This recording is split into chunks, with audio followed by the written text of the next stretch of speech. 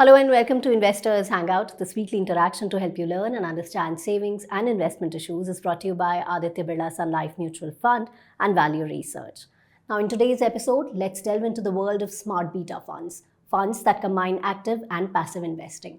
Dhirendra, welcome. Let's start today's episode by explaining what is so smart about these funds. The smart is actually a corollary of being dumb. So to understand what is smart beta fund, you need to understand what is beta.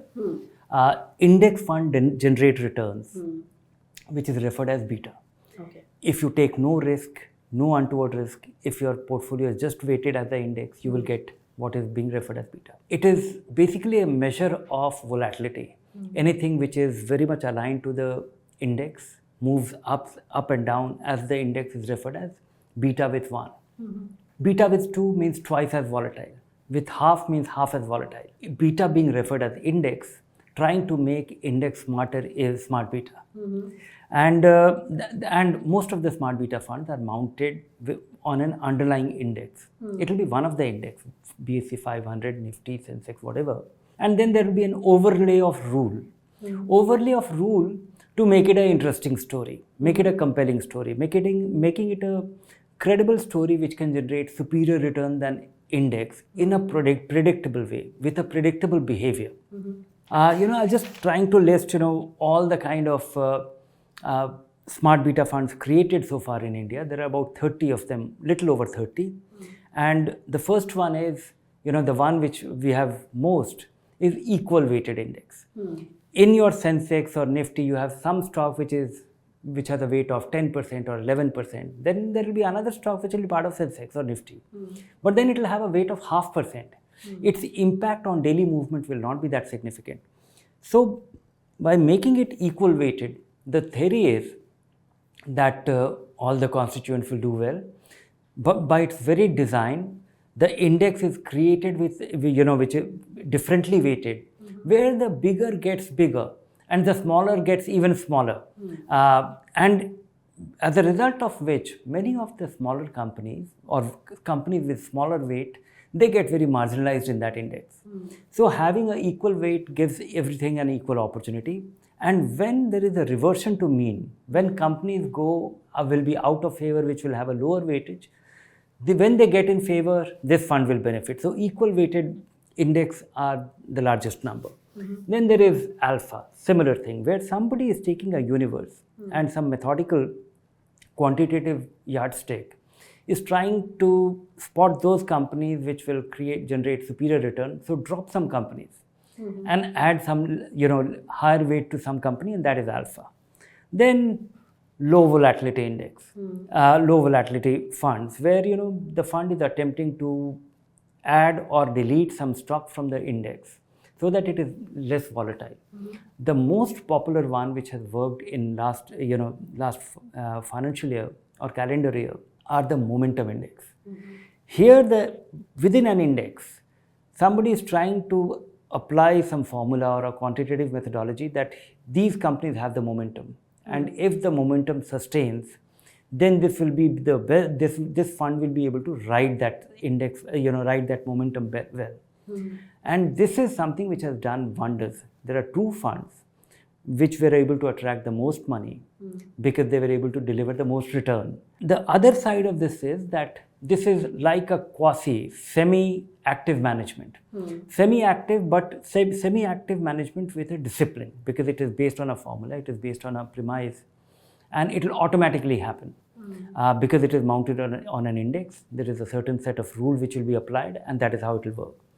Now, something which has done exceedingly well will also go out of favor. So there will be cycles. There will be cycles to it. So nothing prevents these funds, smart beta funds, to insulate them from the declining phase of the market. And so far, my sense is that many mutual funds are launching this smart beta fund also because they are finding it, difficult to beat the index many times. These are the kind of funds which, if you are able to create one, you can launch it without worrying about SEBI's classification rule, because there is no such restriction here.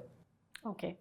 Now, to understand them a little better, can you explain what are the benefits and drawbacks of smart beta funds? one advantage of smart beta fund is that they are disciplined, and you exactly know how they will behave at all times. Right. They are not going to go, there is a boundary in which they will operate.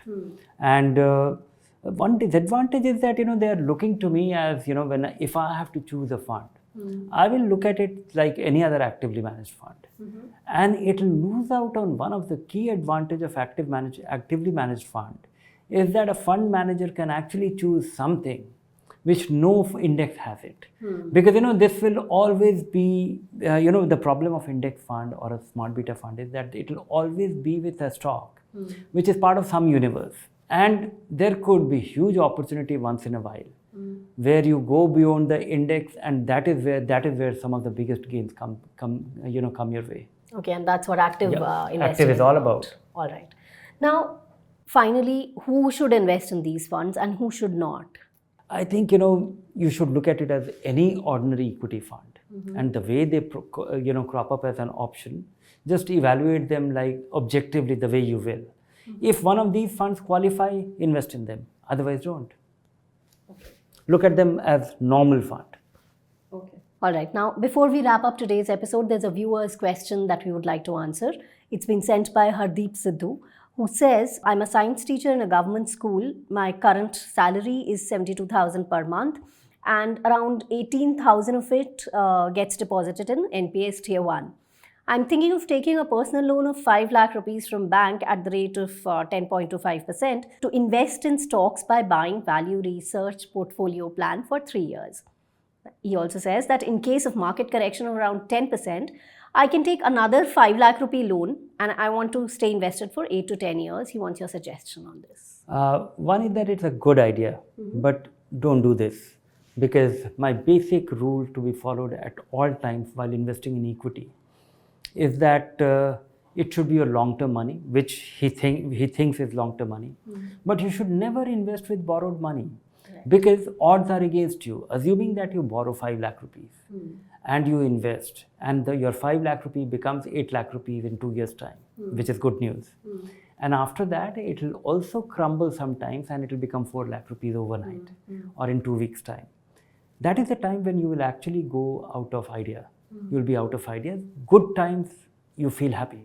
But that kind of steep decline in a brief period will actually drive you out of the market. The other problem is that why you cannot be patient with your money investment when it is borrowed money, because you can be patient with your own capital.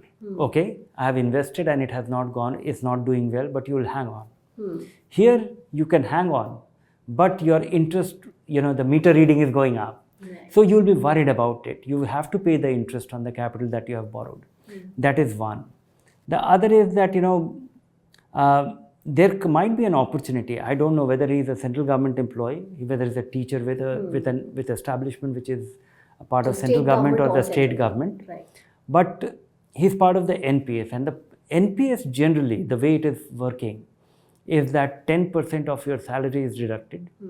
14% is provided by the government, and it goes into that investment account. Now, recently, there is a very dramatic or, significant improvement that has happened, or enablement that has happened. And he should seriously consider it and try and find out whether it is possible in his case.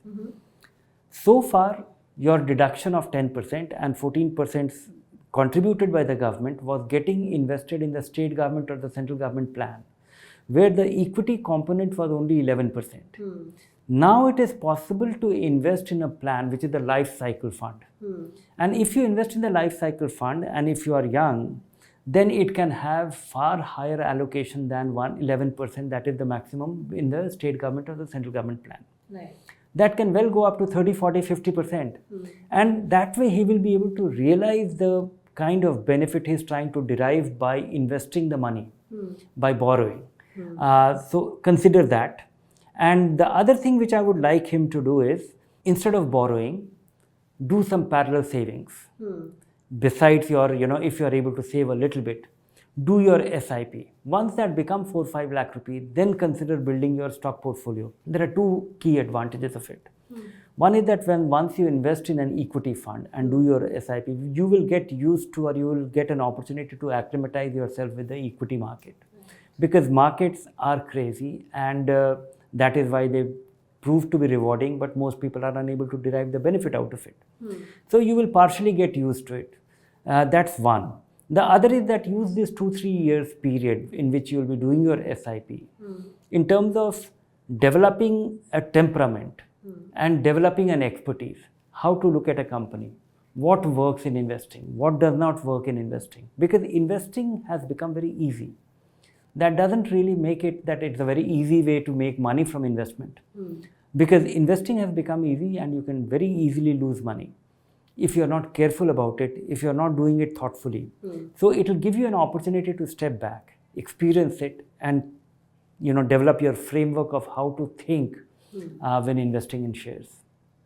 All right, Hardeep, hope that answers your question. That's all we have for you in today's episode. Keep watching this space for more information. If you like the show, do subscribe to our YouTube channel. Thank you for watching. Take care. Bye for now.